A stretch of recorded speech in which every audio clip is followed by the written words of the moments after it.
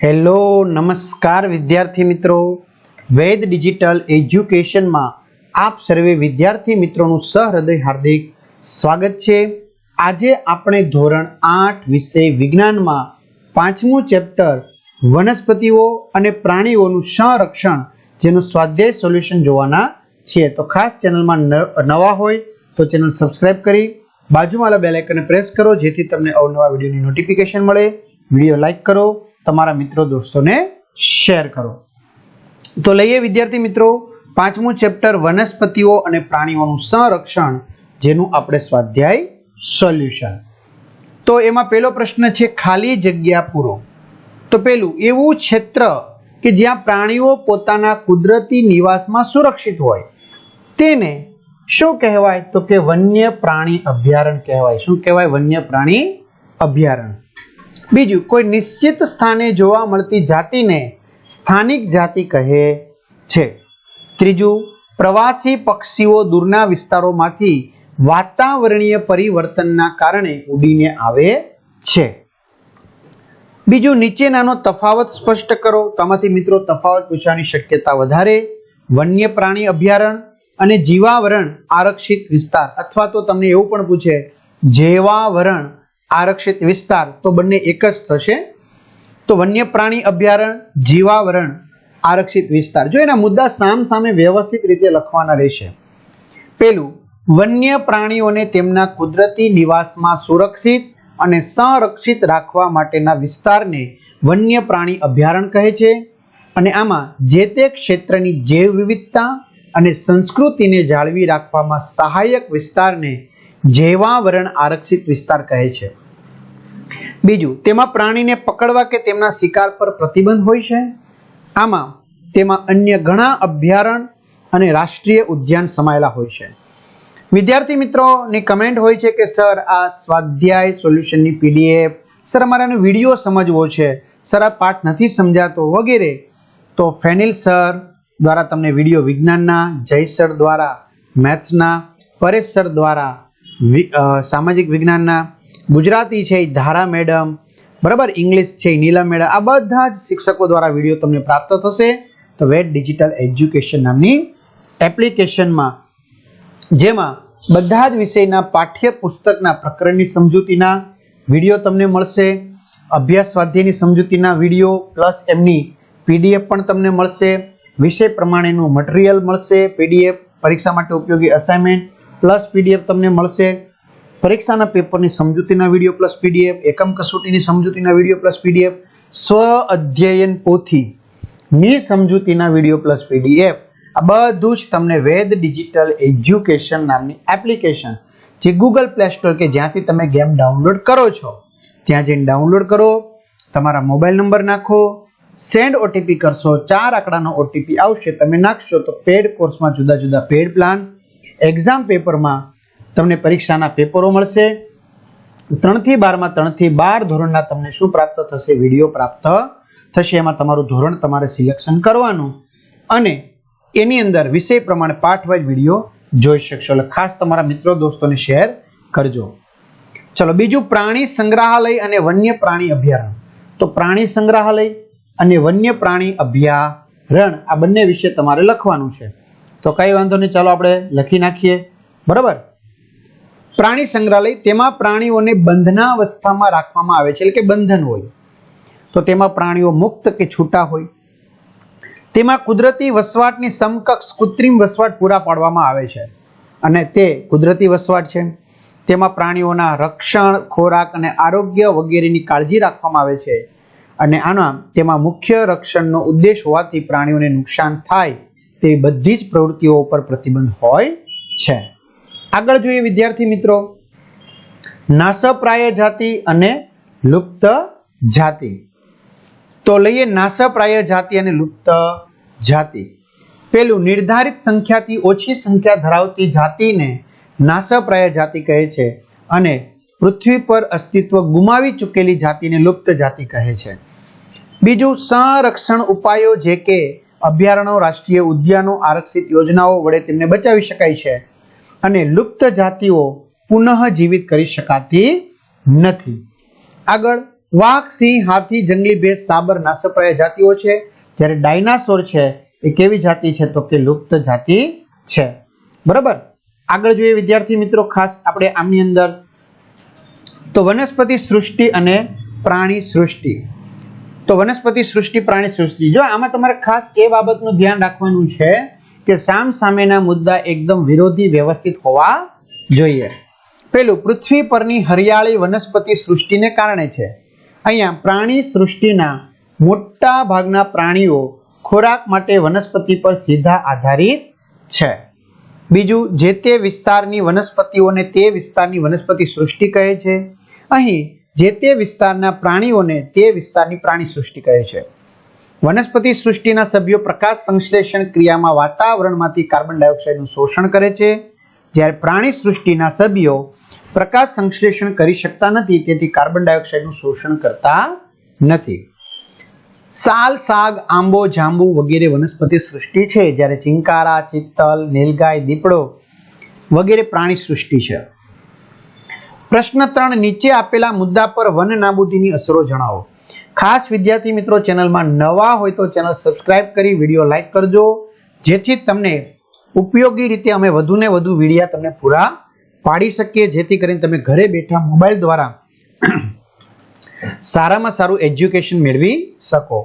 પેલું, વન્ય પ્રાણીઓ.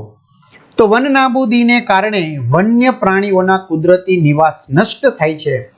પ્રાણી જાતિની સંખ્યામાં ઘટાડો થાય છે. ઘણા વન્ય પ્રાણીઓ નાશપ્રાય જાતિ બને છે અને ઘણી જાતિઓ લુપ્ત થાય છે. બીજું, પર્યાવરણ. વન નાબૂદીથી પર્યાવરણીય સંતુલન ખોરવાય છે. વાતાવરણમાં કાર્બન ડાયોક્સાઇડનું પ્રમાણ વધે છે. પરિણામે ગ્લોબલ વોર્મિંગ અને પ્રદૂષણ થાય છે. જલચક્રનું સંતુલન બગડે છે. વરસાદમાં ઘટાડો થાય છે. ભૂમિનું ધોવાણ વધે છે.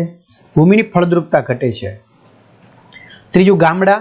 ગામડાઓ જંગલોની સાથે નજીકથી સંકળાયેલા હોય છે. વન નાબૂદીથી વન્ય પ્રાણીઓ નજીકના ગામડામાં આવી જતા પાલતુ પ્રાણીઓ અને મનુષ્ય માટે ભય સર્જાય છે. મનુષ્યો સ્વ બચાવ માટે વન્ય પ્રાણીઓનો શિકાર કરે છે. ગ્રામ્ય વિસ્તારની વ્યક્તિઓને બળતણ, ફળ, લાકડા મળતા નથી અને વરસાદમાં ઘટાડો થાય છે. ચોથું, શહેર. વન નાબૂદીથી શહેર પર સીધી અસર થતી નથી, પરંતુ પર્યાવરણના ફેરફારથી વધુ ગરમ ઉનાળો, જે તમે મિત્રો ખ્યાલ જ છે કે હવે છેલ્લા 2 વર્ષથી આ ઉનાળામાં ગરમીનું પ્રમાણ વધવા લાગ્યું છે. ઉનાળાની અનિયમિતતા, દુષ્કાળ કે પૂરની સ્થિતિ શહેરને પણ અસર કરે છે. પૃથ્વી. વન નાબૂદીથી પૃથ્વીની ફળદ્રુપ ભૂમિ રણમાં ફેરવાય છે. પૃથ્વીના તાપમાનમાં વધારો થાય છે. આબોહવામાં બદલાવ, ભૂગર્ભીય જળના સ્તર ઊંડા ઉતરતા જાય છે. આવનારી પેઢી. વન નાબૂદીથી આવનારી પેઢીને શુદ્ધ હવા અને પાણી છે એ મળી શકવાના નથી. તેમને સ્વચ્છ અને હરિયાળું પર્યાવરણ મળશે નહીં.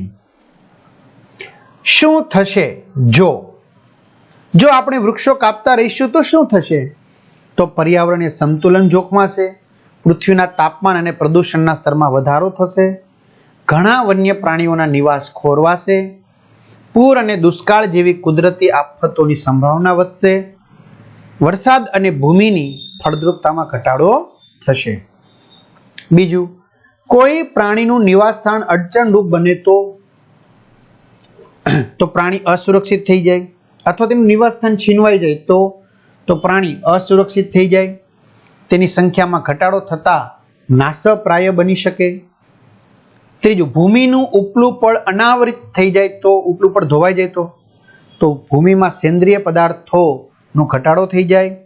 ભૂમિની ફળદ્રુપતામાં ઘટાડો થતો જાય. ફળદ્રુપ ભૂમિ રણમાં ફેરવાતી જાય. 5, ટૂંકમાં ઉત્તર આપો. આપણે જૈવ વિવિધતાનું સંરક્ષણ શા માટે કરવું જોઈએ? તો આપણે જૈવ વિવિધતાનું સંરક્ષણ સજીવ જાતિઓને લુપ્ત થતી અટકાવવા માટે, નિવસન તંત્રની આહાર શૃંખલા અને આહાર જાળ જાળવી રાખવા માટે કરવું જોઈએ. બીજું, સુરક્ષિત જંગલો પણ વન્ય પ્રાણીઓ માટે સંપૂર્ણ રીતે સુરક્ષિત નથી. શા કારણે?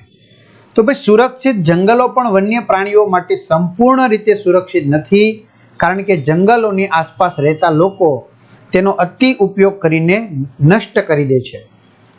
બીજું, કેટલાક આદિવાસીઓ જંગલ પર આધારિત છે. કઈ રીતે? તો કેટલાક આદિવાસીઓ તેમના વસવાટ, ખોરાક, બળતણ, કપડાં અને અન્ય જરૂરિયાતો માટે જંગલ પર આધારિત છે.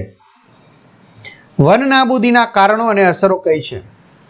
તો વન નાબૂદીના કારણોમાં પહેલું ખેતીવાડી માટે જમીનની જરૂરિયાત, રહેઠાણ અને કારખાનાઓ માટે જમીનની જરૂરિયાત, બળતણ અને ફર્નિચર માટે લાકડાનો અમર્યાદિત ઉપયોગ. વન નાબૂદીની અસરો: વાતાવરણમાં કાર્બન ડાયોક્સાઇડનો વધારો, પૃથ્વીના તાપમાન અને પ્રદૂષણમાં વધારો, વરસાદ અને ભૂમિ ફળદ્રુપતામાં ઘટાડો. રેડ ડેટા બુક એટલે શું? તો રેડ ડેટા બુક એટલે નાશપ્રાય જાતિઓનો રેકોર્ડ રાખતી બુક. છઠ્ઠું, સ્થળાંતર શબ્દથી તમે શું સમજ્યા?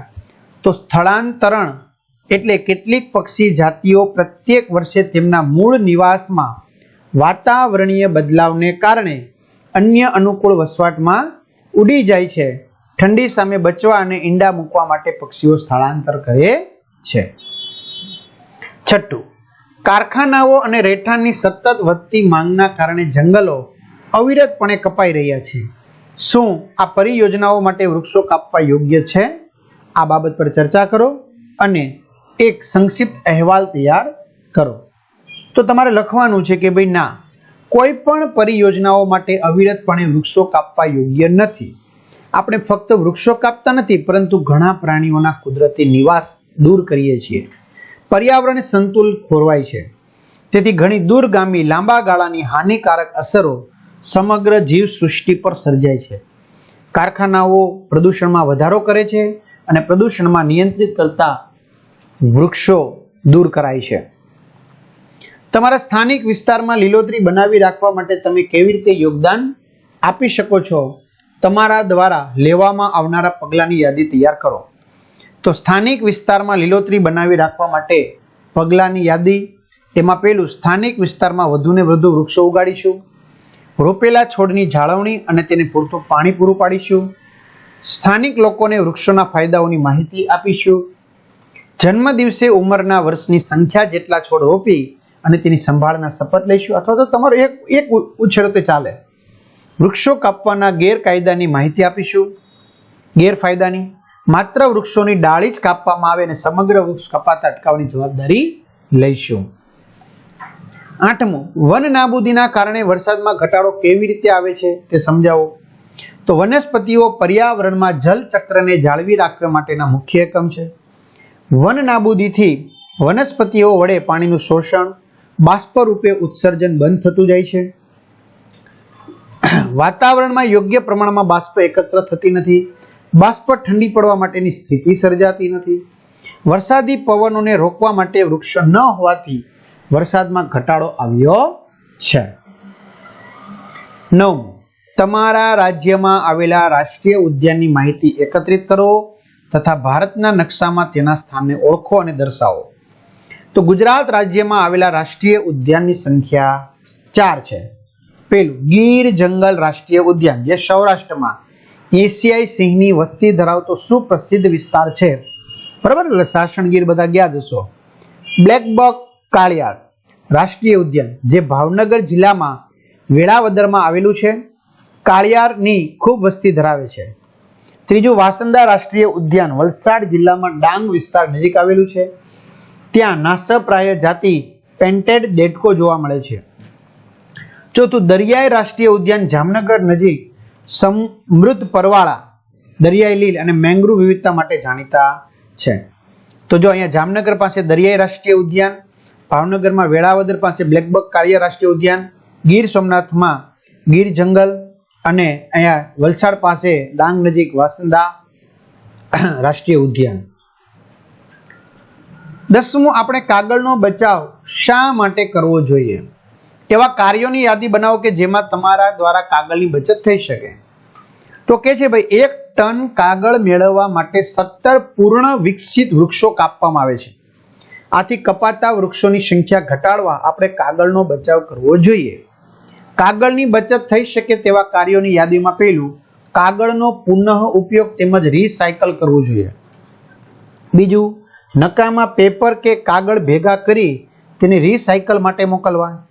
ત્રીજું, પરીક્ષામાં જવાબ વહીના ઉપયોગમાં બિનજરૂરી લખાણ ન લખી તેનો વ્યય અટકાવવો. ચોથું, બેન્કિંગ વ્યવહારમાં ડિજિટલ કે નેટ બેન્કિંગનો ઉપયોગ વધારો એટલે સ્લીપ ઘટે.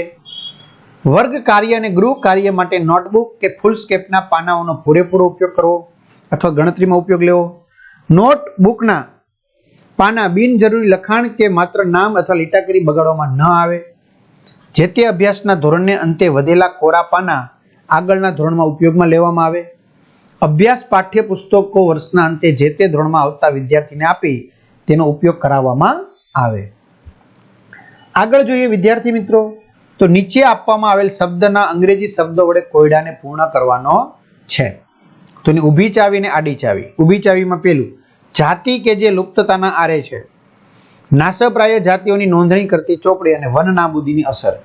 આડી ચાવીમાં જાતિ કે જે લુપ્ત થયેલ છે, ચોક્કસ સ્થાને જોવા મળતી જાતિઓ અને કોઈ વિસ્તારમાં જોવા મળતી વનસ્પતિઓ, પ્રાણીઓ અને સૂક્ષ્મજીવોની વિવિધતા. તો એ આપણે આવી રીતે પહેલું, અહીંયા ત્રીજું, અહીંયા બીજું, ચોથું અને પાંચમું. તો આ રીતે આપણે વિદ્યાર્થી મિત્રો પૂર્ણ કરવાનું છે. બરાબર. તો તમારા મિત્રો દોસ્તોને ખાસ જાણ કરજો. ચેનલમાં નવા હોય તો ચેનલ સબસ્ક્રાઇબ કરજો. અહીં સુધી રાખીને PDF મેં કીધું એપ્લિકેશનમાંથી મળી જશે. અસ્તુ. જય હિન્દ, જય ભારત.